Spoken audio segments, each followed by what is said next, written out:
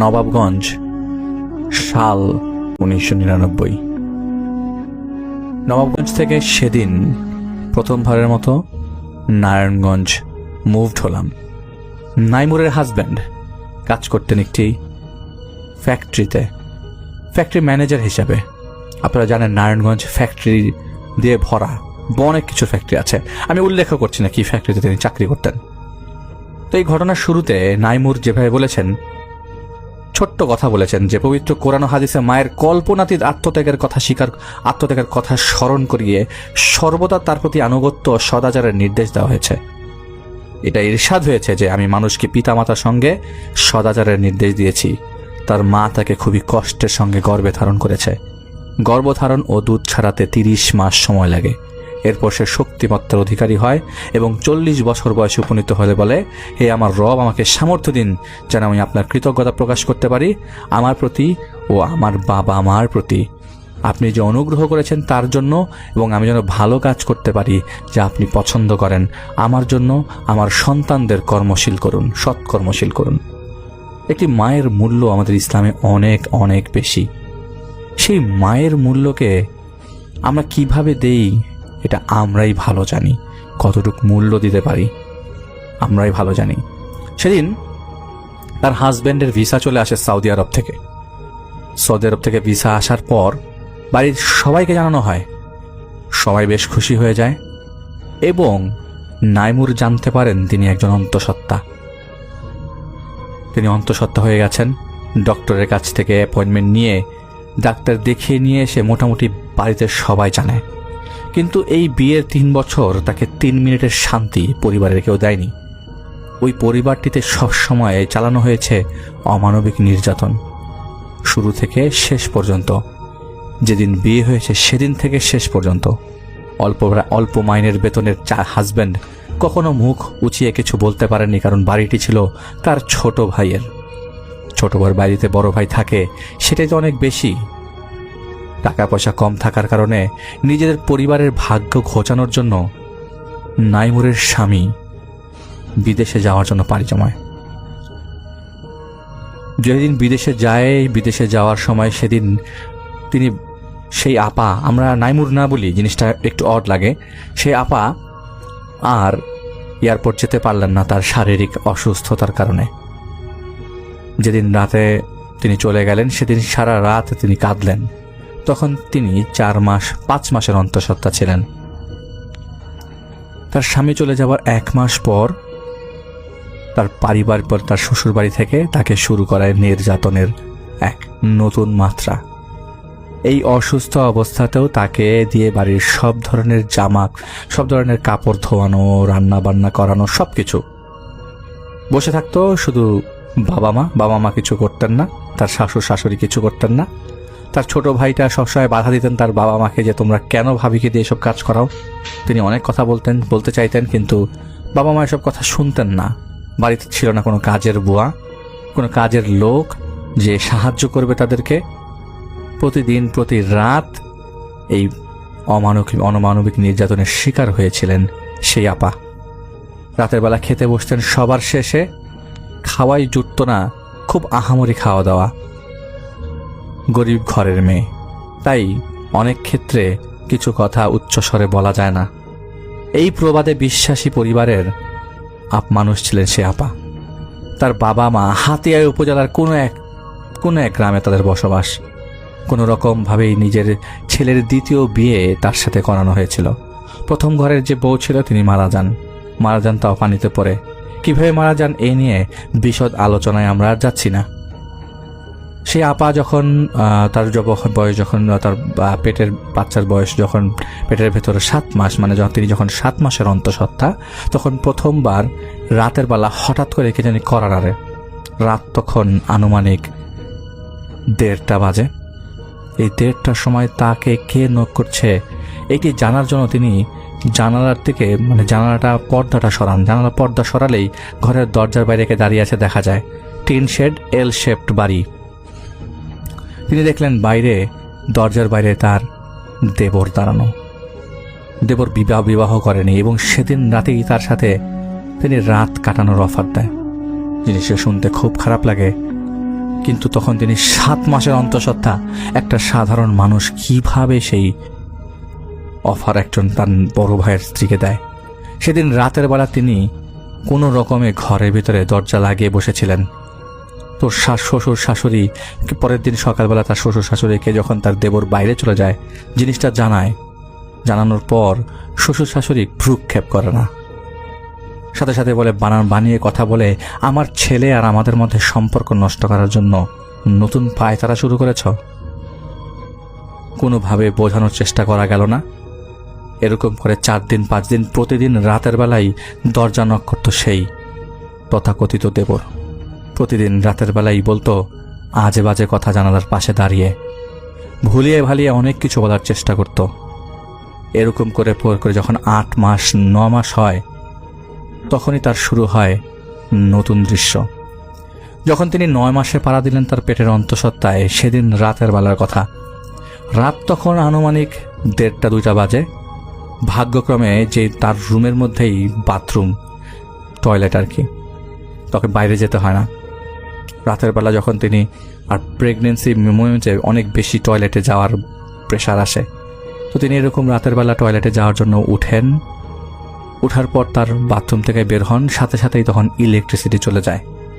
মোমবাতিটা তখন হাতের কাছে ছিল। কোনো রকমে মোমবাতিটা জ্বালানোর পর তিনি দেখতে পান তার ঘরে তার বিছানার উপরে একজন মহিলা বসা।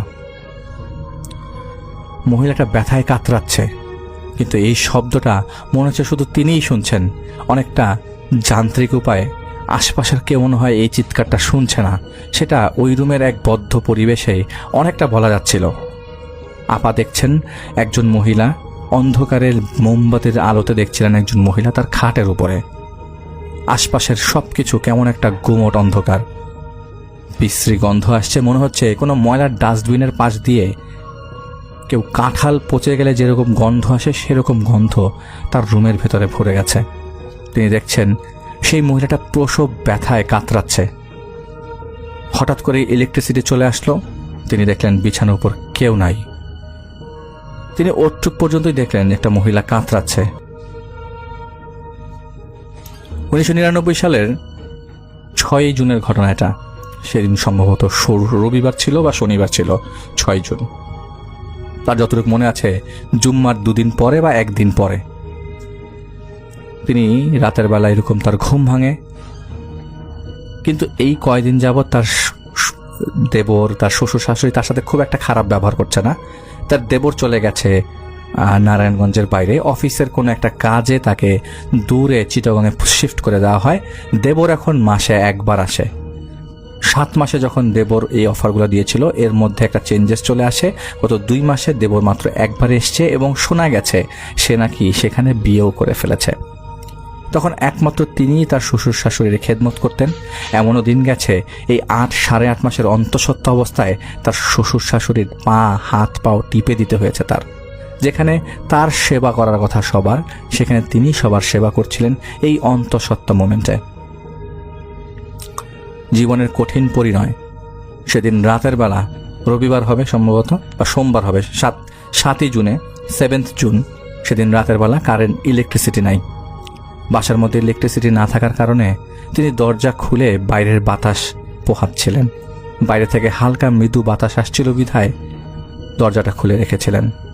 হঠাৎ করেই মনে পড়ল যে বাসার রুমের ভিতরে একটা মোমবাতি জ্বালানো দরকার। রাত তখন 2:30টার মতো বাজে। তো অনেকক্ষণ যাবৎ ইলেকট্রিসিটি না থাকার কারণে আর অত্যাধিক গরম পড়বার কারণে তার কাছে মনে হয়েছে যে আশপাশের লোকজনরা মনে হয় ঘর থেকে বের হয়েছে, কারণ খুটুর খাটুর শব্দ আশপাশ থেকে আসছিল। তিনি দরজা খুলে বাতাসের জন্য, তখন মেইন গেট বন্ধ ছিল, কিন্তু এই তার নিজের ঘরের দরজাটা খুলে বাতাসের জন্য তিনি বসেছিলেন। কারণ তাদের বাসাটা ছিল এল শেপ, উঠান, এবং দরজা খুললেই বাতাস আসতো আর কি। তো হঠাৎ করেই মনে হচ্ছে যে উপরে মেঘ জমেছে, যেটা তার জন্য তখন একটা ভালো নিউজ ছিল। মেঘ জমেছে, বাতাস, একটা ঠান্ডা মৃদু বাতাস বয়ে যাচ্ছিল। তো তিনি যেহেতু অনেক রাত, তিনি তার রুমের দরজাটা বন্ধ করে তার জানালার পর্দাটা সরিয়ে দেয়। তার বাথরুমে যে তিনি মাথার চুলটা আঁচড়ায়, মোমবাতি নিয়ে তিনি বাথরুমে যান। তার রুমের মধ্যে যেসব এটাকে বলে আয়না ছিল বা মিরর ছিল, সেগুলির সাইজ এত বড় ছিল না, তাই বাথরুমের যে মিররটা ছিল সেটা দিয়েই তিনি মাথা আঁচড়াতে যান। মাথা আঁচড়িয়ে এবার শোয়ার প্ল্যান করছে যে ইলেকট্রিসিটি আর আসছে না, যেহেতু আমি শুয়ে পড়ি, এবং তার প্রচণ্ড ঘুম ছিল চোখে। হঠাৎ করে তিনি দেখলেন তার খাটের নিচে একজন মহিলা বসে আছে, মানে খাট থেকে ফ্লোরে খাটের সাথে হেলান দিয়ে একজন মহিলা বসে আছে। এবং মহিলা গর্ভাবস্থায় যেরকম ব্যথা ওঠে, গর্ভের একদম শেষ পর্যায়ে অনেক বড় পেট নিয়ে ব্যথায় কাতরাচ্ছে। তিনি কোনো কথা বলতে পারছিলেন না, কারণ ওই মুহূর্তে তিনি কথা বলার অবস্থা ছিল না। তার মুখ আটকে গেছে, তার মনে হচ্ছিল যে তার মুখ কেউ সেলাই করে দিয়েছে। তিনি দেখছেন সেই মহিলাটা তার চোখের সামনে, অন্ধকারে সেই হালকা মোমবাতির আলোয় তিনি দেখতে পাচ্ছেন যে পুরো ফ্লোরে পানি আর পানি, প্রচণ্ড পানি, এবং সেই পানিটা তার গর্ভপাত হওয়ার মতো অবস্থা। পানিটা হয়তো ওয়াটার ব্যাগটা ভেঙে গেছে বা এরকম কিছু, তিনি সে চিন্তা করছিলেন। তিনি যেহেতু ক্লাস 10 পর্যন্ত পড়েছেন, তাই এই গর্ভাবস্থায় কি হতে পারে সেটার ব্যাপারে তার ধারণা ছিল। তার কাছে মনে হচ্ছিল ভেতর থেকে কিছু একটা বের হচ্ছে। অন্ধকারের আবছা আলোয় তার মনে হচ্ছিল ভেতর থেকে একটা বাচ্চা, সেই মহিলা প্রসব করছে তার সামনে। মহিলা প্রচণ্ড রকমের চিৎকার করছে, কিন্তু সেই চিৎকারটা তার কাছে মনে হচ্ছিল সে একটা কাঁচের ঘরে আটকানো। তিনি দরজা খুলতে যাচ্ছে, দরজা খুলতে পারছে না। মনে হচ্ছে দরজার মধ্যে যেই ভেতরের লকটা, যে ছিটকিনিটা তিনি আটকেছেন, সেটা তিনি নিচে নামাতে পারছেন না। প্রচণ্ড শক্তি দিয়ে চেষ্টা করছেন। আর একটা সময় যখন তিনি হাঁপিয়ে যান, মহিলাটা তার পেছনে তাকার জন্যই অপেক্ষা করছিল। তিনি যখন পেছনে তাকান, সেই মহিলা যেটি বাচ্চা প্রসব করার জন্য চেষ্টা করছিলেন, হঠাৎ করেই তার পেটের ভেতর থেকে একটা হাত বের হলো। অনেক বড় লম্বা হাত, সাপের মতো পেঁচিয়ে বের হচ্ছে। পেঁচিয়ে বের হয়ে হাতটা যাচ্ছে বাথরুমের দিকে, সাপের মতো। মাথাটা হাত, মানুষের হাতের মতো, কিন্তু পেঁচিয়ে পেঁচিয়ে সাপের মতো যাচ্ছে। এবং সেই মহিলার পেট থেকে তিনি চিৎকার দিয়ে ডাকছেন, আব্বা আম্মা আমাকে বাঁচান, আব্বা আম্মা আমাকে বাঁচান, আমার রুমের মধ্যে কি হচ্ছে এগুলা, আব্বা আম্মা আমাকে বাঁচান, আব্বা আমাকে বাঁচান, আব্বা আমাকে বাঁচান। দরজা ধাক্কাচ্ছে। একটা সময় তিনি অজ্ঞান হয়ে যান। পরদিন সকালবেলা বাড়ির সব কাজ করার জন্য, রুটি বানানোর জন্য যখন তার শাশুড়ি তাকে ডাকতে যায়, ঘরে এসে দেখেন তিনি মেঝেতে পড়ে আছেন। এলাকার ডাক্তার ডেকে নিয়ে আসা হয়, কারণ বিপদের ঝামেলা হলে ওখানে ঝামেলা হয়ে গেলে পুলিশি কেস হতে পারে। যদি উনি মারা যায়, তারা মনে করেছে তাদের বউ মারা গেছে, যিনি সাথে তারা মনে হয় বেশ খুশি হয়েছিল। এটা খুশি হওয়ারই কথা, কারণ আপদ বিদায় যত তাড়াতাড়ি হবে তত তাড়াতাড়ি সুবিধা। এরই মাঝে তার হাজবেন্ডের কোনো ফোন নেই, কোনো খবর নেই। তার হাজবেন্ড যে 5-6 মাস যাবৎ কোনো ধরনের ফোন কন্ট্যাক্ট কিছুই করেনি সৌদি আরবে। এটা তিনি অ্যাকর্ডিং টু হার তিনি বলেছেন যে আমার সাথে কোনো কন্ট্যাক্ট করেনি। তো ওই দিন ডাক্তার যখন বলল যে এখনই তো 37 সপ্তাহ চলে, 37th উইকস চলছে, তো আপনি ভয় পেন না, এটা হয়তো বা অতিরিক্ত হরমোন রিলিজ হওয়ার কারণে আপনি এরকম কিছু হ্যালোসিনেট করতে পারেন। তো আপনি এই ওষুধগুলো খাবেন। এবং আমি চাই না, প্রেগনেন্সিতে যেহেতু ওষুধ দেওয়ার কোনো সিস্টেম নাই, তো তাকে বলেছেন যে বেশি বেশি করে রেস্ট নেওয়ার জন্য, অতিরিক্ত পানি খাবার জন্য, এবং যেহেতু বাথরুম ধরছে, রেস্টের সাথে সাথে যেন বাথরুমটা যেন ঠিক মতো তিনি করেন, ডায়াবেটিসটা মেনটেন করার জন্য। তার যে ডায়াবেটিস ছিল প্রেগনেন্সিতে, তো সব কিছুর আদলে বলেছেন যে নিচু হয়ে কোনো ধরনের কাজ করা যাবে না। কিন্তু নিচু হয়ে কাজ করানোর জন্য তার পরিবার থেকে সবচেয়ে বেশি প্রেশার দেওয়া হচ্ছিল। যেহেতু তার শাশুড়ি তার সাথে ছিল এবং নিচু হয়ে যেহেতু তিনি কাজ করেছেন, সেটা তিনি ডক্টরকে একটা সময় ভুলে বলে দেন। ডক্টর তখন তার শাশুড়িকে অনেকটা শাসানোর মতো বলেন যে আপনিও তো একজন মা, আপনি নিশ্চয়ই আপনার ছেলেকে জন্ম দিয়েছেন, এরকম কষ্ট কি আপনি করেছেন? ওনাকে দিয়ে কেন কষ্ট করাচ্ছেন? এটা বলার পর যখন তিনি বাসায় আসেন, তাকে বেধড়ক মারধর করা হয়। এই মারধরের লিমিটটা বেশ বড়সড়। তাদের বাসার মধ্যে যে সব গাছ লাগানো ছিল, বড়ই গাছ, সেই বড়ই গাছের একটা মোটা ডাল ভেঙে তার পেছনে প্রচন্ড মারা হয়। সেদিন রাতের বেলা তিনি ব্যথায় কুকড়ে কুকড়ে কেঁদেছেন। দেখার মতো কেউ ছিল না, বলার মতো কেউ ছিল না। এই কথাগুলো আসলে না বলতে পারলে শরীরের মধ্যে এক ধরনের বিষাক্ত সাপ কিলবিল করতে থাকে, কাউকে বলা যাচ্ছিল না। হঠাৎ করেই পাশের বাসার ভাবি, তার সাথে একটা ভালো সম্পর্ক ছিল, ওই পাশের বাসার ভাবি তার সাথে তাকে দেখতে আসে এবং তিনি একদিন আচার চেয়েছিলেন, সেই আচারটা দেওয়ার জন্য তার কাছে আসে। তো সেই আচার দেখতে এসে বলে যে ভাবি আপনার শরীরের এই অবস্থা কেন? শরীর তো ফুলে শেষ, তার পায়ের মধ্যে পানি চলে এসছে। যেহেতু কাজ করেছে অনেকটা সময় বসে বসে, শাক পাতা ছিলেছে, তারপর রান্না বান্না করার জন্য প্রেশার দিচ্ছিল, রান্নাঘরে অনেকক্ষণ দাঁড়িয়েছিল, যার কারণে পায়ের মধ্যে পানি চলে এসছে।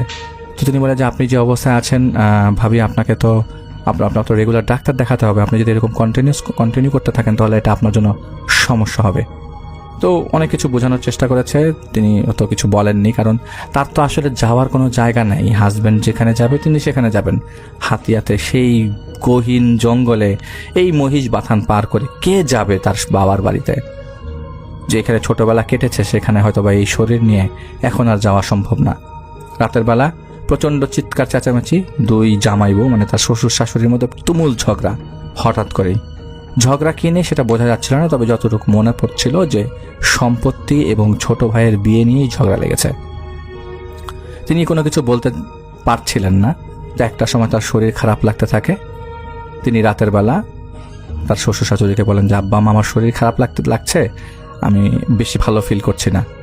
তার শ্বশুর শাশুড়িটাকে কোনো ধরনের গ্রাহ্য করে না এবং সেদিনই ফরচুনেটলি তাদের গ্রাম থেকে তার শাশুড়ির বোনের মেয়ে রাতে আসে। মেয়েটার নাম ছিল রুমা এবং মেয়েটা আসলে পছন্দ করত, আপাকে অনেক পছন্দ করত।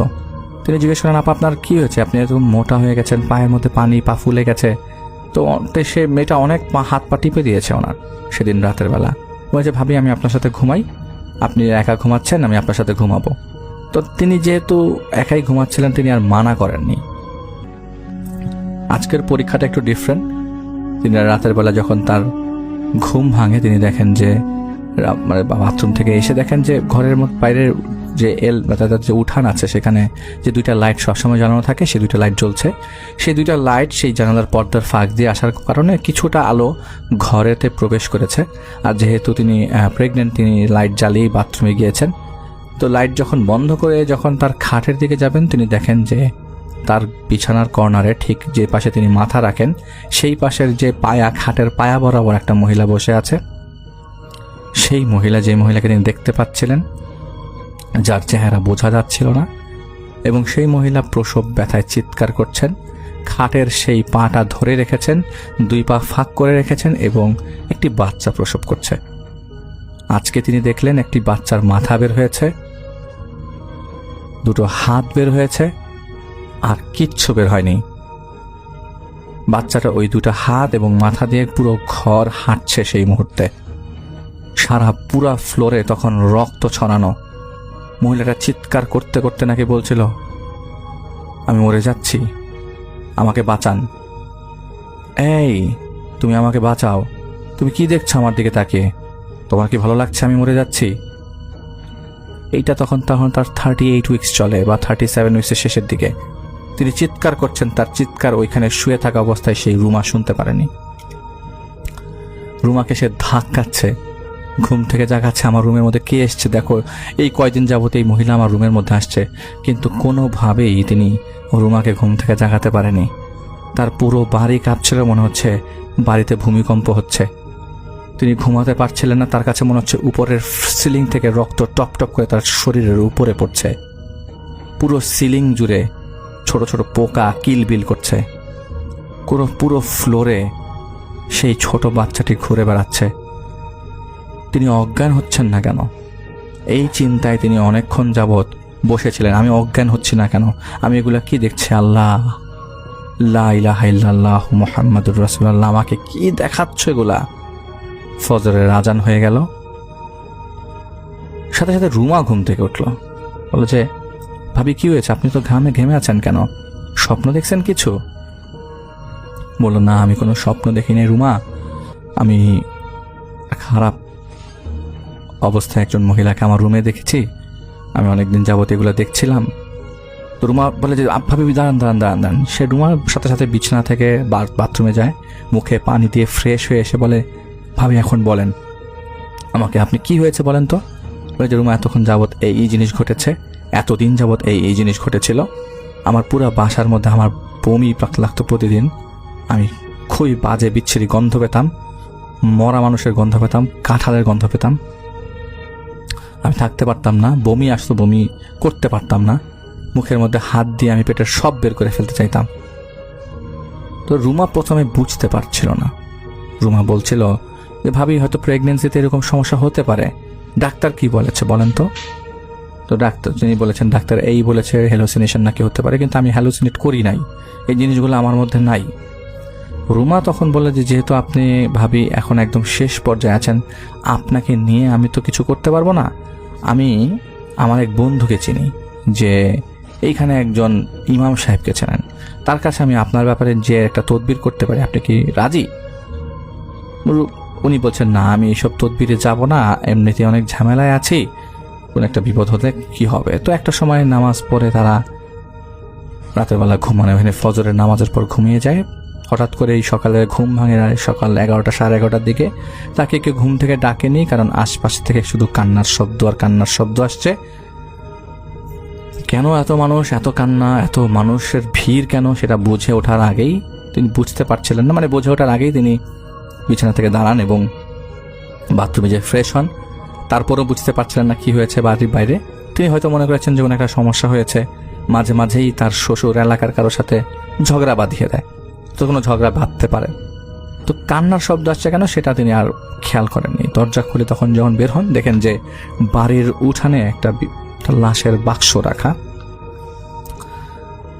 লাশের বাক্সটা খুব সুন্দর করে বাক্সটা রাখা, খয়েরি কালারের বাক্স, মানুষ ভর্তি মানুষ। সেই মানুষের ভিড়ে যখন তিনি জিজ্ঞেস করছেন কি হয়েছে বাড়িতে, তিনি মনে করেছেন তার দেবরের কিছু হলো কিনা। আম্মা কি হয়েছে? তিনি দেখেন যে কর্নারে তার দেবরও সহ দাঁড়ানো। তিনি কি হয়েছে দেবরকে জিজ্ঞেস করছিলেন না, কারণ তিনি দেবরের সাথে কথা বলেন না।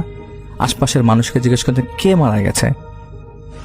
তো আত্মীয় স্বজনরা যারা তাকে চেনে, তখন তারাও তাকে ধরে ধরে কান্না করছে। রুমা বলছে যে ভাবি ভাইয়া তো আর নাই, উনি যে মারা গেছে এটা আমার জানতাম না। তখন কানেকশনের বিষয়টা একটা ছিল, এত টেলিফোন করে কথা বলার কোনো অতটা ভালো চান্স ছিল না। ঢাকা ছাড়া এই মফস্বল এলাকাতে বিদেশে কথা বলার এতটা সুযোগ ছিল না।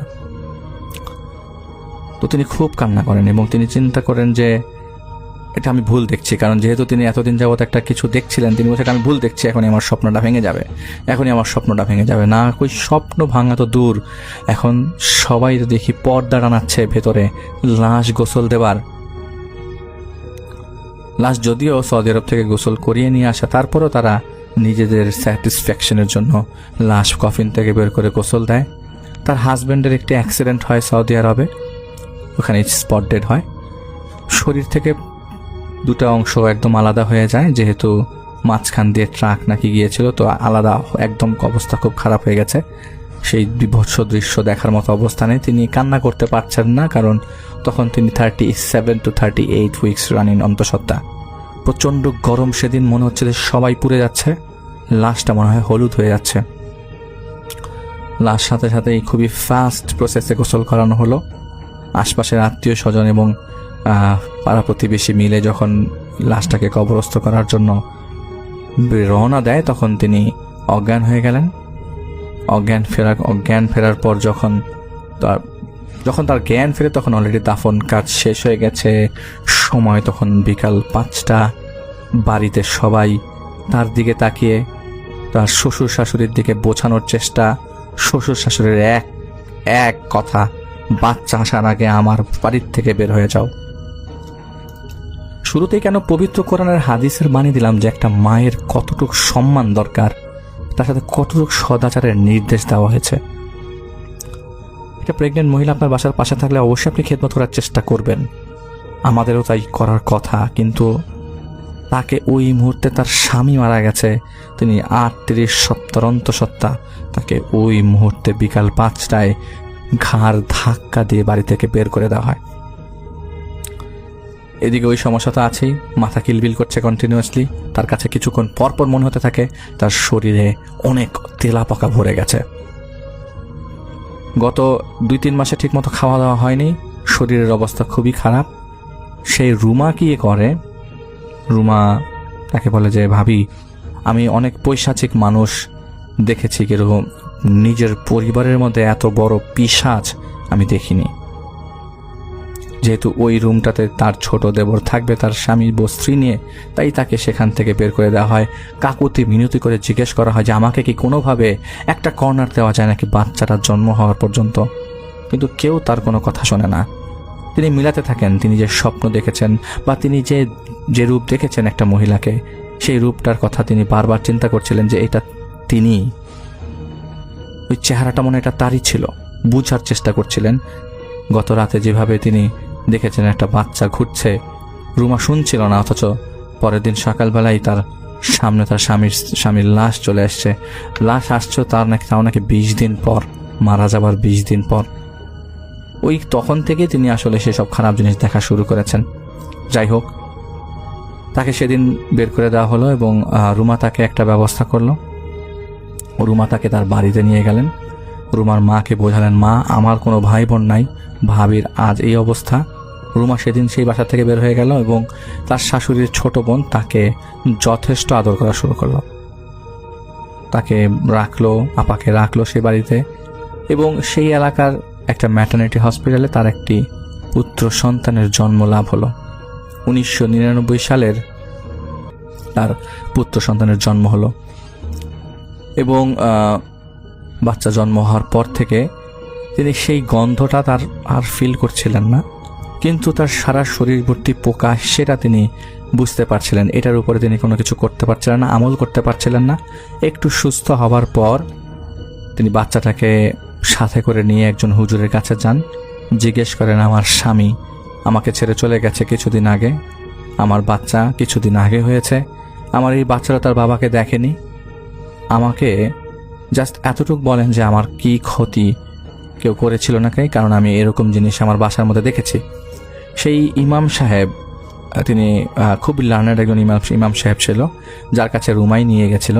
তো ইমাম সাহেব বলেছেন যে দেখেন, আপনার পরিবার সম্বন্ধে আমি কিছুই জানি না, আপনি আমাকে এরকম কাগজে লিখে দিয়ে যান যে আপনার পরিবারে কে কে আছে, তাদের নামটা একটু লিখে দেন, ঠিকানাটা লিখে দেন, যাতে আমি খোঁজ নিতে পারি। তো খোঁজ নিয়ে পরে জানা গেল যে তার শাশুড়ি, তার ছোট দেবর, তারা দুজন মিলে একজন তান্ত্রিকের কাছে গিয়েছিল। তাকে একটা হিন্দু ধর্মাবলম্বীর কোন এক তান্ত্রিকের কাছে গিয়েছিল, যাকে ফলো করে দুইটা খারাপ জিন। তারা তাদের মাধ্যমে তাকে ক্ষতি করেছে এবং কোনো একটা ছোট্ট কৌটার মধ্যে তার স্বামীর ব্যাপারে এবং তার ওই ছোট বাচ্চার ব্যাপারে একটা তাবিজ বেঁধে রাখা হয়েছে, যাতে তারা তিলে তিলে শেষ হয়ে যায়। স্বামীর ক্ষেত্রে আসলে তাবিজটা করেছে যার ছোট ভাই, এখানে মায়ের ইনভলভমেন্ট ছিল না, এবং তার ক্ষেত্রে তাবিজটা করেছে তার মা। তার মা এটা জানতো না তার ছোট ছেলে তার বড় ছেলের জন্য তাবিজ করেছে। সম্পত্তির একটা বিষয় ছিল এবং ভাইয়ের চলে যাওয়াটা তার জন্য সুবিধাই ছিল, তাহলে তিনি তার ভাবিকে নিজের কাছে নিতে পারতেন।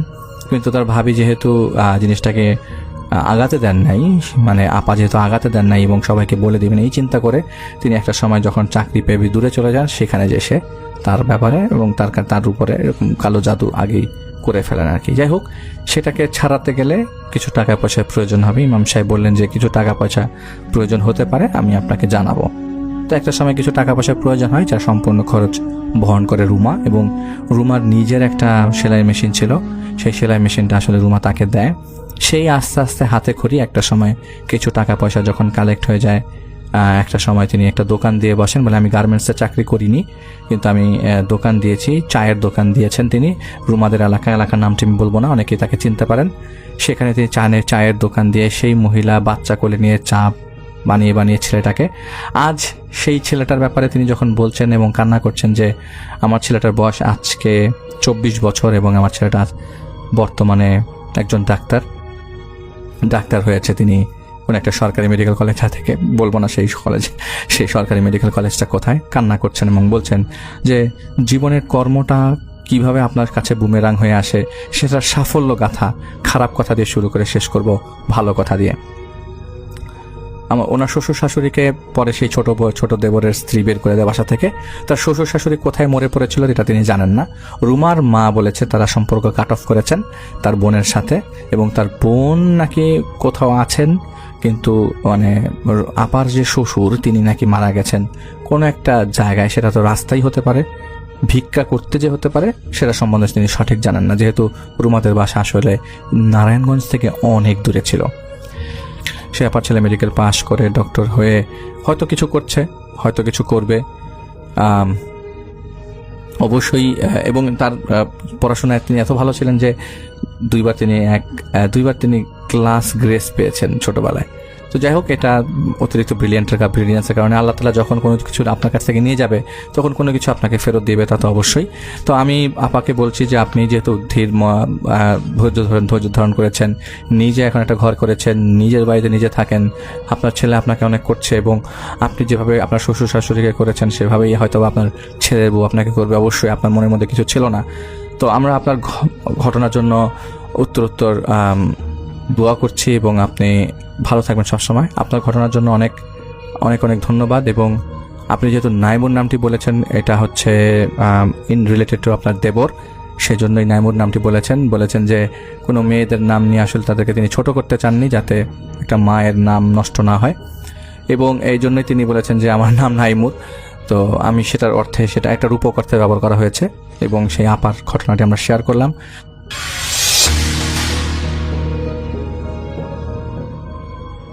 এই ঘটনাটি আমাদেরকে যিনি দিয়েছেন তার নাম মোহাম্মদ জিল্লুর রহমান। ওনার বাড়ি ময়মনসিংহ জেলার ত্রিশালে।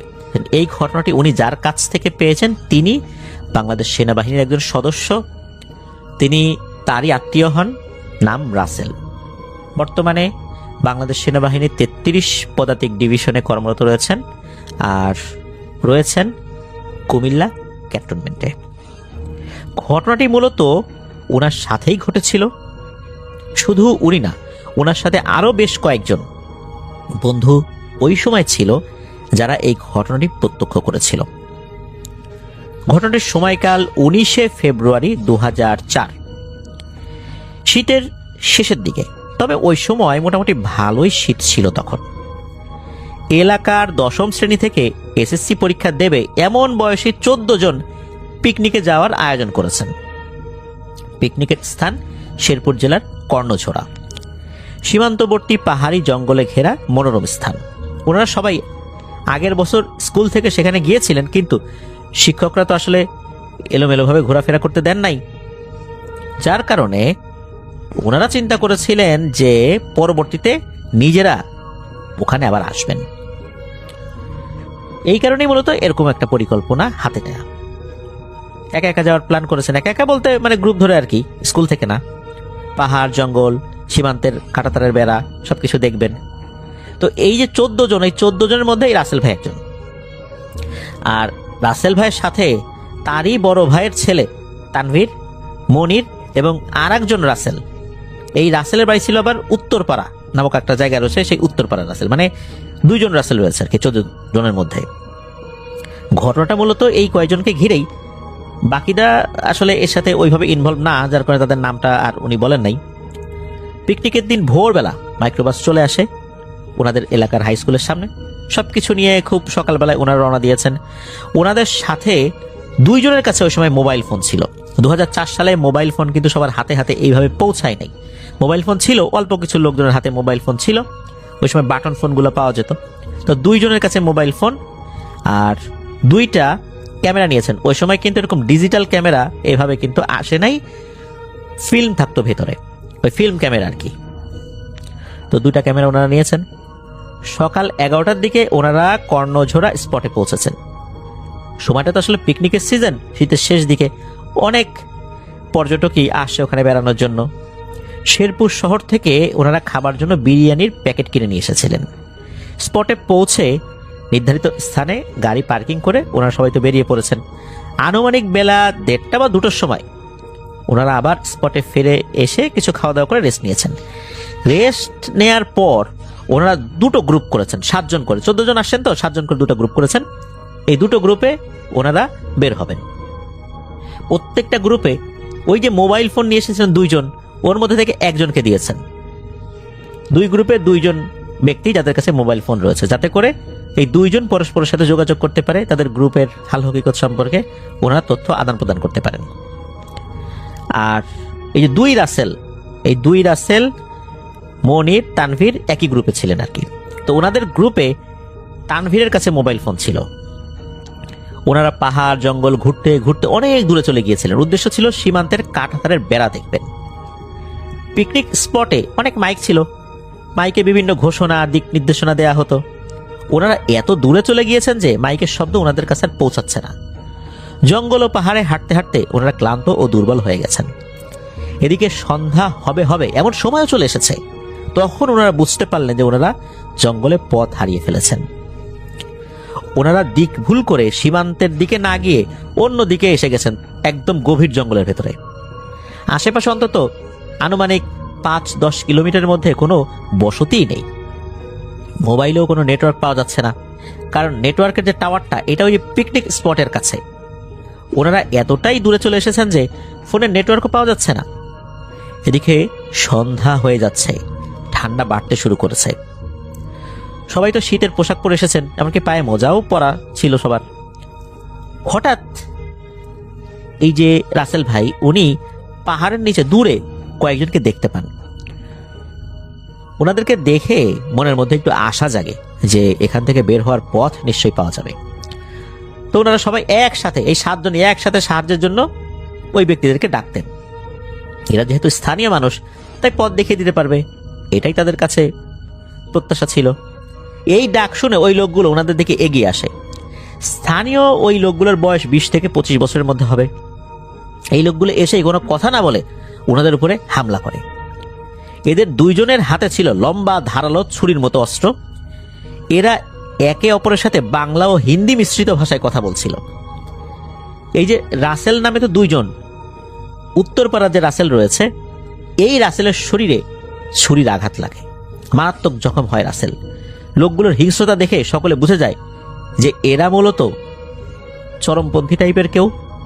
এদেরকে দেখে ফেলার কারণে এরা আসলে সাহায্য না, আক্রমণ করার জন্য এসেছে, মেরে ফেলার উদ্দেশ্যে এসেছে। এদিকে তখন সন্ধ্যা হয়ে অন্ধকার নেমে আসছে। ওই লোকগুলো মারার চেষ্টা করছে এদেরকে, আর এরা অসহায়ের মতো শুধু খালি হাতে নিজেদেরকে রক্ষা করার চেষ্টা করছেন। রাসেল মাটিতে পড়ে কাতরাচ্ছে, প্রচুর ব্লিডিং হচ্ছিল ওর। বেশ কিছুটা সময় পর রাসেল নিজে থেকেই মাটিতে তো পড়ে থাকা ছিল, ওখান থেকে উঠে সবাইকে উদ্দেশ্য করে বলল যে এই তাড়াতাড়ি চল, এখান থেকে আমরা পালাই, ওরা আমাদেরকে মেরে ফেলবে। এই বলে রাসেল মাটি থেকে উঠে সবাইকে নিয়ে দৌড়াতে বললেন। এদিকে সবাই রাসেলের পিছন পিছন দৌড় দিল। ওনাদের সবার মাথায় শুধু একটাই সেন্স কাজ করছে যে এখান থেকে যে কোনো মূল্যে পালাতে হবে। ওনারা তো দৌড়াচ্ছেন আর এক একজনের নাম ধরে ডাকাডাকি করছে, যাতে করে কেউ কারো কাছ থেকে আলাদা না হয়ে যায়, দলছুট হয়ে না যায়, হারিয়ে না যায়। সবাই যে কোন দিকে দৌড়ে যাচ্ছেন তার কোনো হুঁশ নাই। ওই লোকগুলো ওনাদের পিছনে দৌড়াচ্ছে। ওনারা যে কতক্ষণ এভাবে দৌড়েছেন তার ঠিক মনে নাই। একসময় স্থানীয় ওই লোকগুলো থেকে ওনারা আড়াল হয়ে যান, তবু ওনারা দৌড়াচ্ছেন তো দৌড়াচ্ছেনই।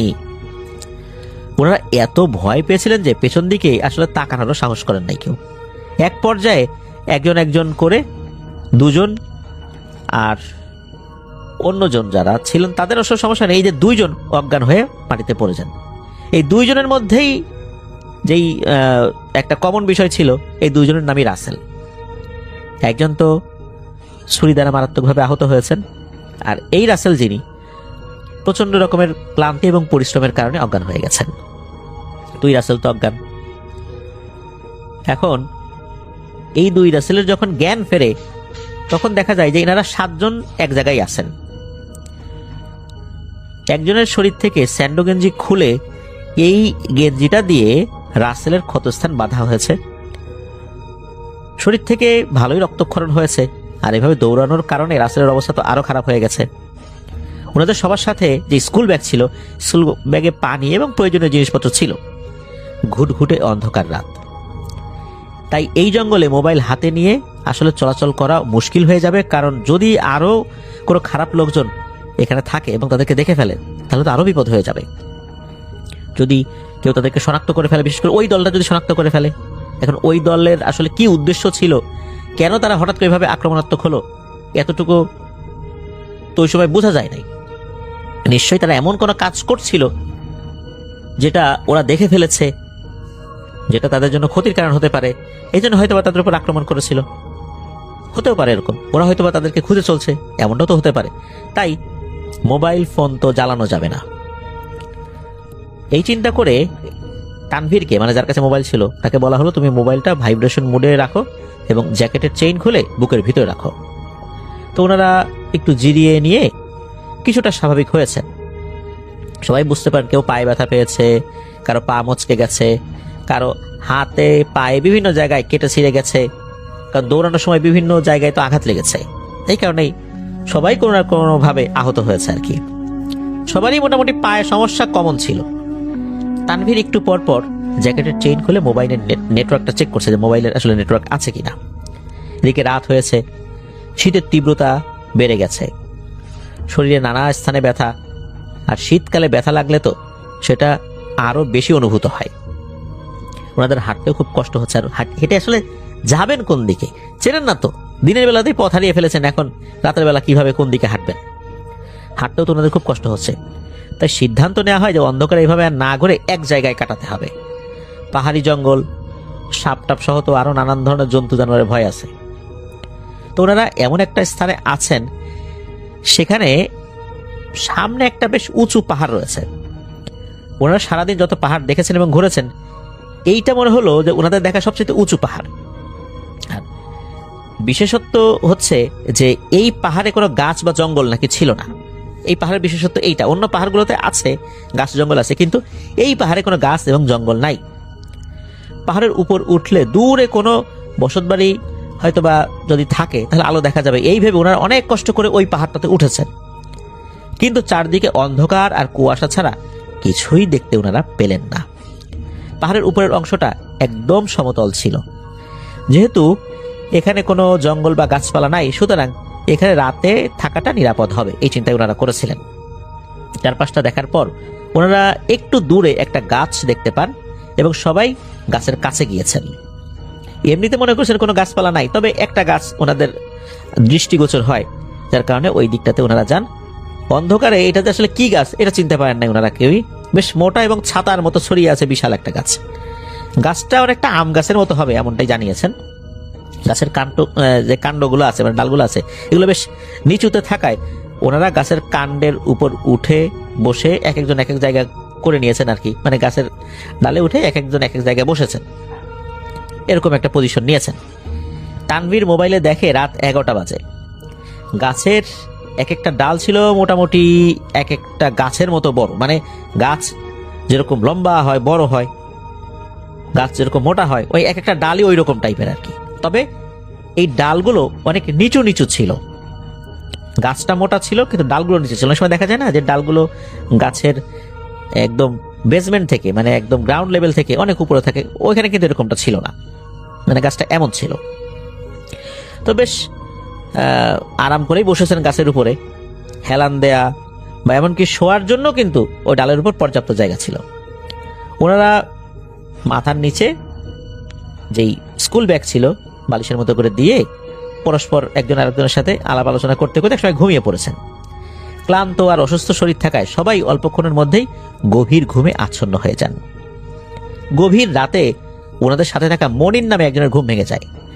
মাথা তুলে মনির খেয়াল করে যে সবাই ঘুমাচ্ছে, তো মনির শুয়ে আছে, তার চোখে ঘুম আসবে আসবে ভাব। এমন সময় মনির জঙ্গলের একদিকে আলোর মতো কিছু একটা দেখতে পায়। মনির উঠে বসে পড়ে। তারা যেহেতু সবচেয়ে উঁচু পাহাড়ে উঠেছে, আবার গাছের উপরে, তাই সেখান থেকে নিচের সবকিছু এখন স্পষ্ট বোঝা যাচ্ছে। মনির দূরে জঙ্গলের মধ্যে মনে হচ্ছে আলো দেখার একটা আভাস পাচ্ছে, আলো জাতীয় কিছু একটা মনে হয় দেখছে আর কি।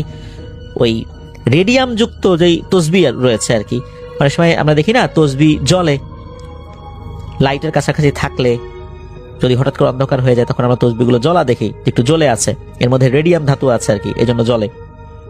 মনে হচ্ছে ওই রকম টাইপের কিছু জিনিস, একটা না অনেকগুলা,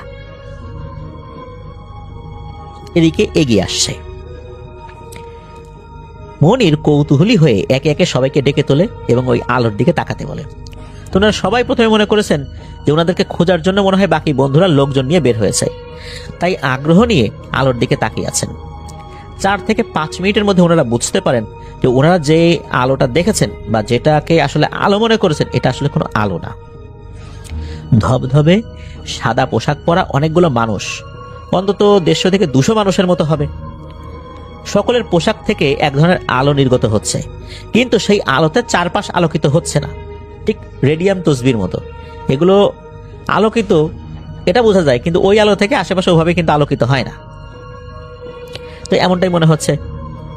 ওরা সবাই মনে হচ্ছে ঠিক ওনাদের দিকে এগিয়ে আসছে। আরো বেশ কিছুটা এগিয়ে আসার পর ওনারা বুঝতে পারলেন যে এরা কেউই মানুষ না, কারণ এরা মানুষ হতেই পারে না। এদের উচ্চতা সাধারণ মানুষের প্রায় দ্বিগুণ হবে।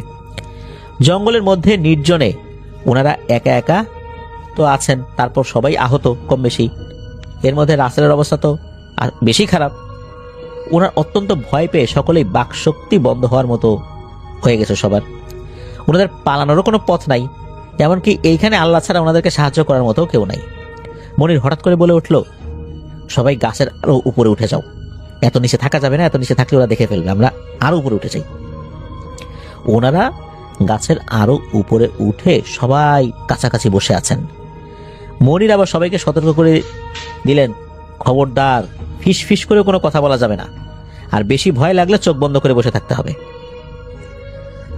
এদিকে এই লোকগুলো প্রায় গাছের কাছাকাছি চলে এসেছে। এবার ওনারা সবাই একটা বিষয় খেয়াল করলেন গাছের উপর থেকে, যে এই লোকগুলোর মধ্যে 4 জন একটা খাটিয়া ধরে নিয়ে আসছে, আর বাকিরা সবাই পেছনে কাতার করে হেঁটে আসছে, ঠিক সেনাবাহিনীর কুচকাওয়াজের মতো শৃঙ্খলাবদ্ধভাবে। খাটিয়া কাঠের তৈরি ছিল নাকি ধাতব কোনো জিনিসের তৈরি ছিল এটা অবশ্য রাসেল ভাই বলতে পারেন নাই, তবে উনি বলেছেন যে ওনার জীবনে এত সুন্দর নকশা এবং কারুকার্যের আসবাবপত্র উনি আগে কখনোই দেখেন নাই। খাটিয়া নিয়ে ওই গাছের ঠিক নিচ দিয়েই এই লোকগুলো এগিয়ে একটা জায়গায় গিয়ে থামলো। গাছ থেকে প্রায় 100 থেকে 150 মিটার দূরে হবে এমন জায়গায় থামলো। রাতে অন্ধকার থাকতে থাকতে ততক্ষণে আসলে মানে অন্ধকার অনেক সময় থাকলে হয় কি যে অন্ধকারটা চোখ অনেক সময় সয়ে যায়, তখন মোটামুটি আশেপাশে দেখা যায় আর কি। তো ওই অবস্থা হয়েছে যে অন্ধকারে থাকতে থাকতে চোখটা অন্ধকারে অনেকটাই মানিয়ে নিয়েছে আর কি সবার। ওনারা মোটামুটি দেখতে পাচ্ছেন, বুঝতে পারছেন। ওনারা কেউই কিন্তু এই লোকগুলোর মুখমণ্ডল দেখতে পান নাই। সবার আকৃতি, উচ্চতা, এমনকি পোশাকের রং সবকিছু একই রকমের ছিল। তবে এই যে কাতারবদ্ধভাবে তারা এগিয়ে আসছিলেন, এনাদের সবার সামনে কিছু অবয়বের পোশাক বেশ রাজকীয় ছিল, যেগুলো অন্যদের থেকে আলাদা ছিল। একজনের না, কিছু এই 5-7 জনের হবে এরকম আর কি। খাটিয়াটা কাঁধ থেকে নামানো হলো। আশ্চর্যের বিষয় হচ্ছে এই যে রাসেল ভাইয়েরা যারা গাছের উপর বসে আছেন, ওনারা সেখানে খনন করা একটি কবর দেখতে পেলেন। খাটিয়ার কাছেই সদ্য খনন করা একটি কবর, অথচ একটু আগে সেখানে কোনো কবর ছিল না। ওনারা যখন ওই গাছের উপর উঠেছিলেন ওই সময় কিন্তু ওইখানে কোনো গর্ত বা কবর দেখেন নাই, কারণ ওই দিকটা তো ওনারা হাঁটাহাঁটি করেছেন, একবারই তো গাছের উপর ওঠেন নাই। কিন্তু কবর তো খোঁড়া ওনারা দেখেন নাই। যাই হোক, থাকতেও পারে, হয়তো ওনারা খেয়াল করেন নাই অন্ধকারের মধ্যে। ওনারা কিন্তু গাছের উপর বসে প্রচন্ড রকমের ভয় পাচ্ছিলেন। 2 হাত দিয়ে গাছের ডাল একদম জড়িয়ে ধরে রেখেছেন। ভয়ে যদি আবার পড়ে যান ডাল থেকে তখন তো আরেক বিপদ হবে, পড়ে তো ব্যথা পাবেনই। সেই সাথে এই লোকগুলোর মুখোমুখি হতে হবে, তখন অবস্থাটা কেমন হবে। ওনারা সবাই এত ভয় পাচ্ছিলেন যে নিজেদের হার্টবিট নিজেরাই শুনতে পাচ্ছিলেন। কারো মুখ থেকে একটা আওয়াজ যদি বের হয়, এমনকি কেউ যদি হাঁচি দেয়, কাশি দেয়, তখনও বিপদ হবে। সবাই তো মনে মনে আল্লাহর নাম স্মরণ করছেন। অবশেষে নীরবতার অবসান হলো। সামনের কাতারের অবয়বগুলো খাটিয়ার কাছে এসে সবার উদ্দেশ্যে কথা বলছে। তারা আসলে কি বলছে ওইটা ওইভাবে বোঝা যাচ্ছে না, কোন ভাষায় বলছে এটাও বোঝা যাচ্ছে না। বাংলা ভাষায় হতে পারে বা অন্য কোনো ভাষায় হতে পারে।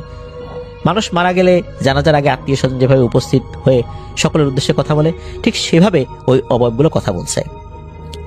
ওনারা ওনাদের কাছ থেকে কথাবার্তা শুনতে পাচ্ছেন, এতটুকুই আর কি, তাছাড়া কিছু না।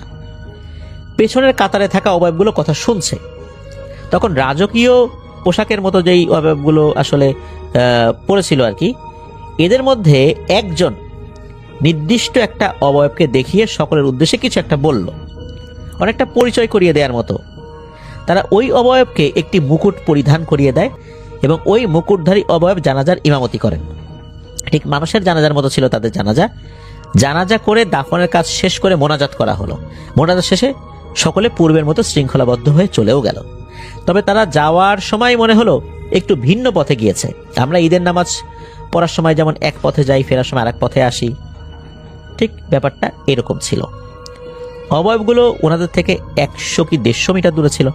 তাদের শরীরের সুগন্ধি ওনাদের নাকে ভেসে এসেছে। এত মন মাতানো সুগন্ধির যেই একটা সুবাস ইতোপূর্বে ওনারা কেউই পান নাই, এমনকি এখনো সেই সুগন্ধির মতো সুগন্ধি ওনারা পান নাই। ওনারা তো নিঃশব্দে গাছে বসে আছেন। অবয়বগুলো অনেক দূরে চলে গেলেও কিন্তু ওনারা গাছ থেকে আলো দেখতে পাচ্ছিলেন। ওনারা অসহায়ের মতো গাছেই বসে আছেন, কেউ কোনো কথা বলার সাহসও পাচ্ছিলেন না। সকাল হলে হয়তো সবকিছু ঠিকঠাক হয়ে যাবে এই আশায় গাছে বসে আছেন। জঙ্গলে এক ধরনের ভয় ছিল, এবার জঙ্গলবিহীন পাহাড়ের উপর এসে এখন ভিন্ন ধরনের ভয় ওনারা পাচ্ছেন। ওই সময় তানভীর ফিসফিস করে বলে, সবাই আস্তে আস্তে আমরা আগের জায়গায় এখন নামি। হ্যাঁ, তো ওনারা আগের জায়গায় যে নামবেন, কুয়াশায় কিন্তু বিভিন্ন জায়গা ভিজে গেছে। ওই পাতার উপর কুয়াশা পড়েছে, পাতার থেকে ওই কুয়াশা পানি হয়ে ডালগুলোতে পড়েছে। এই ডালগুলো কিন্তু ভিজে কিন্তু পিচ্ছিল হয়ে গেছে। তাই ওনাদেরকে কিন্তু খুব দেখে শুনে নিচের দিকে নামতে হবে, আর শুকনো ডালগুলো খুঁজে নামতে হবে যেখানে পানি কম পড়েছে, অর্থাৎ কুয়াশার পানি কম পড়েছে। এদিকে ব্যথা ঠান্ডায় শরীরটা একদম অবশ হয়ে গেছে। অনেক কষ্ট করে ওনারা মোটামুটি একটা জায়গায় নেমে এসেছেন। কিন্তু নেমে আসার পর একটা অদ্ভুত বিষয় খেয়াল করলেন যে যেখানে কবর দেয়া হয়েছে সেখানে তো কোনো চিহ্ন থাকার কথা, অন্ধকারের মধ্যে সেখানে কোনো চিহ্ন দেখতে পাচ্ছেন না।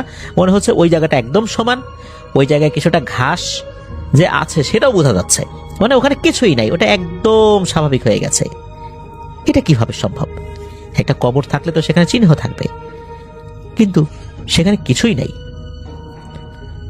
এটা তো স্বপ্ন না, একজন স্বপ্ন দেখতে পারে, কিন্তু এখানে সবাই 7 জনে কি স্বপ্ন দেখেছে? তা তো না।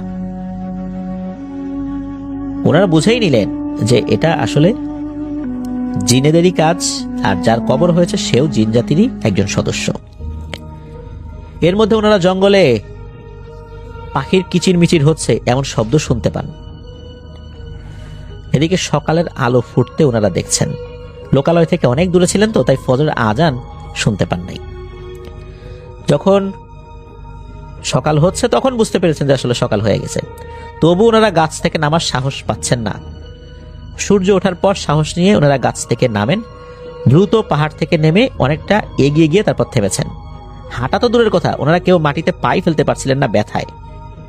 একটু বিশ্রাম নেন, এরপর আবার একটু খুঁড়িয়ে খুঁড়িয়ে হাঁটেন। এভাবে ওনারা আগাচ্ছিলেন। কিন্তু এক জায়গায় বসে থাকাটাও তো ওনাদের জন্য আসলে নিরাপদ না। এদিকে ওনাদের ব্যাগে থাকা পানির বোতলের পানিও শেষ হয়ে গেছে। এদিকে ওই যে রাসেল যিনি আহত হয়েছেন তার অবস্থা তো খুবই শোচনীয়। দুপুরের দিকে কয়েকজন বিডিআর সদস্য, তৎকালীন বিডিআর, আজকের বিজিবি বিডিআর সদস্য ওনাদেরকে খুঁজে পান এবং ওনাদের সাথে থাকা ওয়্যারলেস সেট দিয়ে ওনাদের ক্যাম্পে সংবাদ দেন। পরবর্তীতে বেশ কিছু স্ট্রেচার নিয়ে আসে ওনাদেরকে নিয়ে যাওয়া হয়। আর নিয়ে যাওয়ার সময় কিন্তু বেশ বিপত্তি সহ্য করতে হয়েছিল বিডিআর সদস্যদেরকে, কারণ ওই সময় নিয়ে যাওয়ার জন্য ওই রাস্তায় আসলে কোনো যানবাহন চালানোর মতো অবস্থা ছিল না। মাঝে একটা জায়গায় ঘোড়ার গাড়ি আনতে হয়েছিল, যেখানে মোটামুটি একটু চলাফেরা করা যায় আর কি। আর ওই পর্যন্ত বিডিআর সদস্যরা ওনারা স্ট্রেচার ধরে নিজেরা অনেক কষ্ট করে ওনাদেরকে নিয়ে আসছিলেন, কারণ এই 7 জনের আসলে হাঁটার মতো অবস্থা ছিল না। দীর্ঘ পথ বিডিআর সদস্যরা স্ট্রেচারে করে তাদেরকে নিয়ে আসছেন এবং একটা পর্যায়ে ঘোড়ার গাড়িতে তুলতে হয়েছিল। এরপর গিয়ে ওনারা বিডিআর ক্যাম্পে পৌঁছান। বিডিআর ক্যাম্পে পৌঁছানোর পর বাকি বন্ধুদেরকে ওনারা দেখতে পান। মূলত ওনার বাকি বন্ধুরা সন্ধ্যা পর্যন্ত কোনো খোঁজ খবর না পেয়ে তারা কিন্তু বাড়িতে ফিরে যায় নাই, বিডিআর ক্যাম্পে গিয়ে তাদেরকে এই বিষয়টা বলে এবং তাদের কাছে সহযোগিতা কামনা করে। তখন যিনি ক্যাম্প ইনচার্জ ছিলেন তিনি বিষয়টা খুব গুরুত্বের সাথে দেখেন এবং ওই দলে যে 7 জন ছিল, মানে যেই 7 জন আসলে ওই পিকনিক স্পটের আশেপাশেই ছিল, তারা হারায় নাই, এই 7 জনকে ওই রাতে ক্যাম্পে থাকা খাওয়ার ব্যবস্থা করা হয়। আর ওনারা বলেন যে যেই টহল টিমগুলো আছেন দূরে দূরে তাদেরকে ওনারা বিষয়টা জানাবেন, আর সকাল হলে রেস্কিউ অপারেশন করতে হবে। এখন রাতের বেলা রেস্কিউ অপারেশন করাটা অত্যন্ত ঝুঁকিপূর্ণ, তারপরেও যারা পেট্রোল ডিউটিতে আছেন তাদেরকে ওনারা বিষয়টা জানিয়ে দিচ্ছেন, তারা পেলেই ওয়াকিটকির মাধ্যমে জানাবেন, যে তারা ওই রকম ব্যবস্থা করেছিলেন। এদিকে এনাদের ফিরতে দেরি দেখে, মানে যারা এই পিকনিকে এসেছিলেন বাড়ি থেকে, তারাও তো ব্যতিব্যস্ত হয়ে গেছে, কি হইলো। একজনের কাছে তো ফোন ছিল, তানভীরের কাছে যে ফোন ছিল তার ফোনে তো নেটওয়ার্ক ছিল না, অন্যজনের কাছে যে ফোন ছিল তার কাছে যখন ফোন করেছে তখন ওনারা তো জানাইছেন যে ঘটনাটা কি হয়েছে। এদিকে পরিবারের সদস্যরা তো চলে আসছেন সকালবেলা শেরপুরের এই ক্যাম্পের এদিকে।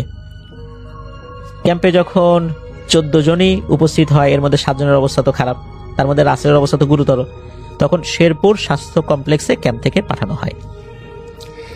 ওনারা হসপিটাল থেকে একদিন পর রিলিজ পান। আত্মীয় স্বজনরাই মূলত জোর করে ওখান থেকে নিয়ে যেতে চাচ্ছেন, কারণ আসলে শেরপুরে থাকার মতো অবস্থা তো অনেকের ছিল না, নিজ এলাকায় নিয়ে গেলে হয়তো বা ট্রিটমেন্টটা ভালো হবে, এই জন্যই।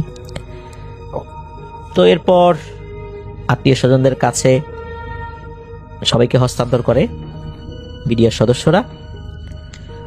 এরপর ওনারা তো ময়মনসিংহ চলে আসেন। রাসেল বেশ কিছুদিন হসপিটালে ভর্তি ছিলেন, সেখানে তার ট্রিটমেন্ট করা হয়েছে। আর অন্যদের আঘাত তেমন কোনো গুরুতর আসলে ছিল না। ম্যাক্সিমাম সদস্য যারা ছিলেন এই 7 জনের মধ্যে রাসেল ছাড়া, রাসেল তো 2 রাসেল, মানে যিনি আহত হয়েছেন ওই রাসেল ছাড়া সবাই মূলত ব্যথা এবং জ্বরে ভুগেছিলেন বেশ অনেকদিন। এছাড়া আল্লাহর রহমতে অন্য কোনো সমস্যা হয়নি। এরপর থেকে অনেক দিন পর্যন্ত ওনারা রাতে একা বেরই হন নাই, এমনকি বিছানায় রাতে একা ওনারা ঘুমাতেও যান নাই, এতটা ভয় পেয়েছেন। কারণ আসলে সবাই তো এসএসসি পরীক্ষা দিবেন, বয়স তো বেশি হয় নাই ওই সময়। সবাইকে স্থানীয় কবিরাজের কাছেও নেওয়া হয়েছিল। ওই কবিরাজ এমন একটা বিস্ময়কর তথ্য বলেছিলেন যেটা শুনে সবাই খুব অবাক হয়েছিল। কেননা ওই কবিরাজ তার অনুগত জিনদের মাধ্যমে খবর নিয়ে জানতে পারেন ওই যে পাহাড়টা, যেই পাহাড়ে আসলে ওরকম কোনো গাছপালা নাই, জঙ্গল নাই, ওই পাহাড়টা মূলত জিনেদের একটা কবরস্থান। ওই সময়ে একটা জিনকে দাফন করা হয় সেখানে, আর এই 7 জন আবার ওই গাছের উপরে তখন ছিল। জিনেরা ওই সময় টের পায় নাই যে এই 7 জন গাছের উপর ছিল, যদি টের পেত তাহলে ভয়ঙ্কর বিপদ হয়ে যেত। তবে ওই সময় জিনেরা যদি টেরও পেত, কতটুকু ক্ষতি করত এটা বলা মুশকিল। তবে কবিরাজ বলেছিলেন যে ক্ষতি করতে পারত, কারণ জানাজার সময় হঠাৎ করে কোনো মানুষ যদি সেখানে চলে আসে তারা অত্যন্ত বিরক্ত হয়। যাই হোক, এই ঘটনার পরে যারা পিকনিকে যাবেন ওই এলাকা থেকে, মানে ময়মনসিংহের ওই এলাকা থেকে যারা পিকনিকে যাবেন, প্রত্যেককেই তার গার্ডিয়ানরা নাকি বলতো যে সাবধানে যাস, ওই যে ওরা কিন্তু যায় বিশাল একটা বিপদে পড়ছিল। বিশেষ করে যে শেরপুরের যে এরিয়াটা, কর্ণঝোড়া যেই এরিয়াটা, ওই এরিয়াতে কেউ পিকনিকে যেতে চাইলে সব সময় গার্ডিয়ানরা সতর্ক করত যেন ভুলেও এদিক ওদিকে কেউ ছড়িয়ে ছিটিয়ে না যায়, তাহলে ভয়ঙ্কর বিপদ হতে পারে। এখানে 2 ধরনের বিপদে ওনারা পড়েছিলেন। এক হচ্ছে প্রথম দিকে কিছু দুষ্টু লোকের খপ্পরে পড়েছিলেন, আল্লাহর রহমতে ওখান থেকে বেঁচে ফিরলেও পরবর্তীতে জিনেদের দেখা পেয়েছিলেন, সেখান থেকেও আল্লাহর রহমতে ফেরত এসেছিলেন। এরপর তো বিডিআর সদস্যদের সহযোগিতায় ওনারা একদম লোকালয়ে চলে আসেন, নিরাপদ জায়গায় চলে আসেন।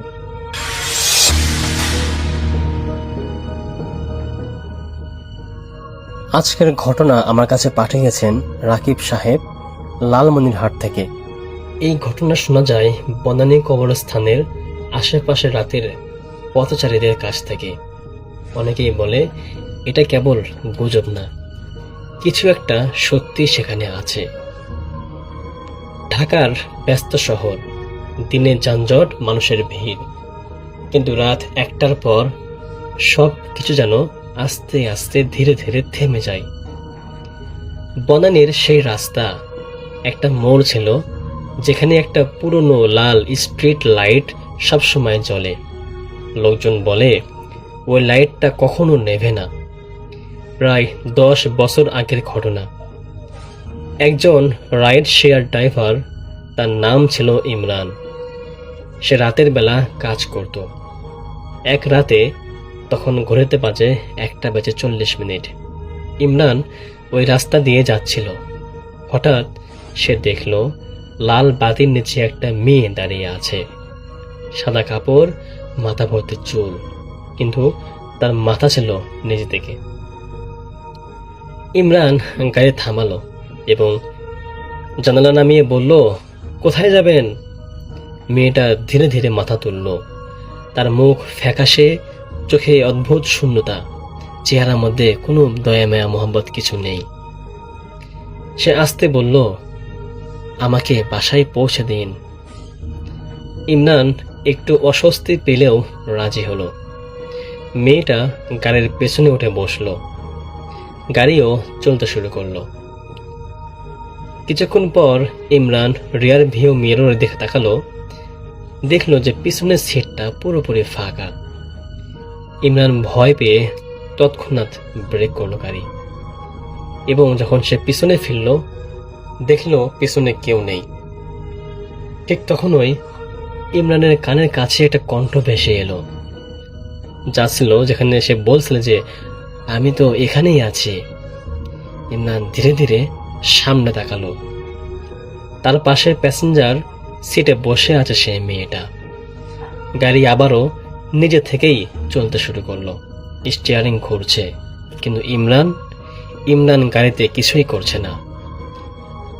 মেয়েটা আস্তে আস্তে বলল, তুমি কি জানো আমি এখানে কেন দাঁড়াই? ইমরান হিমশিম খেয়ে কিছুই বলতে পারল না। মেয়েটা জানালার বাইরে তাকিয়ে বলল, এই রাস্তায় আমায় ফেলে রেখে চলে গিয়েছিল। হঠাৎ সে মেয়েটার মুখ বদলে গেল। চোখ লাল, মুখে রক্তের দাগ, এবং গাড়ির ভেতরেও ঠান্ডা হয়ে গেল। মেয়েটা ফিসফিস করে বলল, আজ তুমি যাবে না। হঠাৎ গাড়িটা জোরে জোরে ব্রেক করলো।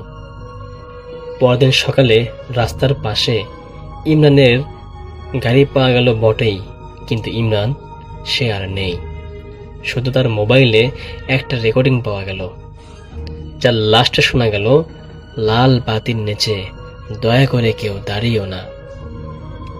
আজও রাত 1টার পর যদিও ওই রাস্তা দিয়ে যাও, তাহলে দেখা যেতে পারে লাল বাতির নিচে দাঁড়িয়ে একটা মেয়ে, আর সে অপেক্ষা করছে তার পরের যাত্রীর জন্য।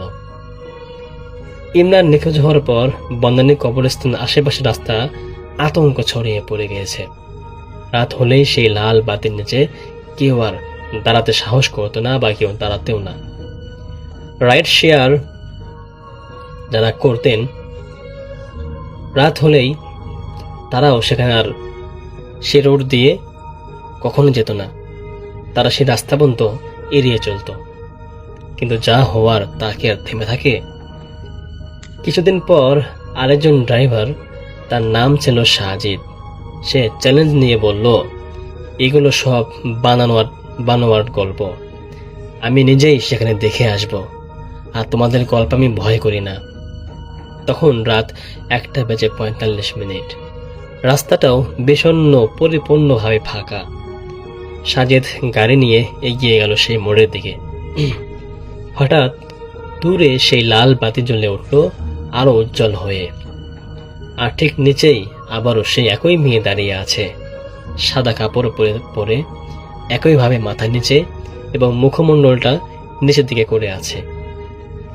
সাজিদ গাড়ি থামালো না, সে গাড়ির গতি বাড়িয়ে দিল, কিন্তু গাড়িটা নিজে থেকেই ধীরে ধীরে থেমে গেল সেই মেয়েটার সামনে গিয়ে। ইঞ্জিনটাও বন্ধ হয়ে গেল এবং সমস্ত লাইট অফ হয়ে গেল। হঠাৎ পিছনের দরজা খুলে গেল শব্দ করে, করর করে। সাজিদের বুক ধরফর করতে লাগলো এবং সে বুঝতে পারল গাড়িতে কেউ তো উঠেছে। ধীরে ধীরে সে রিয়ার ভিউ মিররে তাকালো, দেখলো পিছন সিটে সেই মেয়ে বসে আছে, কিন্তু এবার তার মুখ দেখা যাচ্ছে একদম পরিষ্কারভাবে। চোখ পুরো কালো, মুখে শুকনো রক্তের দাগ। এবং সে মেয়ে ধীরে ধীরে বলল, তুমি কি এখান থেকে পালাতে চেয়েছিলে? সাজিদ চিৎকার করে দরজা খুলতে গেল, কিন্তু দরজা অটো লক হয়ে পড়ে রইল। মেয়েটা সামনে ঝুঁকে এলো, তার ঠান্ডা নিঃশ্বাস সাজিদের ঘাড়ে এসে লাগলো। সে মেয়ে আবারও বলল, যারা আমাকে ফেলে গিয়েছিল তারা সবাই ফিরে আসছে। হঠাৎ গাড়ির সব কাচে হাতের ছাপ পড়তে শুরু করলো, একটা দুটো অনেকগুলো হাত। মনে হচ্ছিল বাইরে যেন আরো কেউ আছে।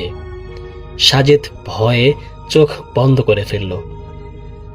আর কিছুক্ষণ পর সবকিছু একেবারে স্তব্ধ হয়ে গেল। পরদিন সকালে মানুষ দেখে সাজিদ রাস্তার পাশে বসে আছে, মাতাল অবস্থায়, অর্থাৎ পাগলের বেশি বসে আছে। চোখ ছিল ফাঁকা, তার মুখে কোনো কথা নেই। সে বেঁচে আছে ঠিকই, কিন্তু তার যেন কোনো কিছুই মনে নেই। শুধু মাঝে মাঝে সে একটা কথাই বলে, ও একা না, ওর সাথে আরো অনেকেই আছে। আর সবচেয়ে ভয়ঙ্কর বিষয় হলো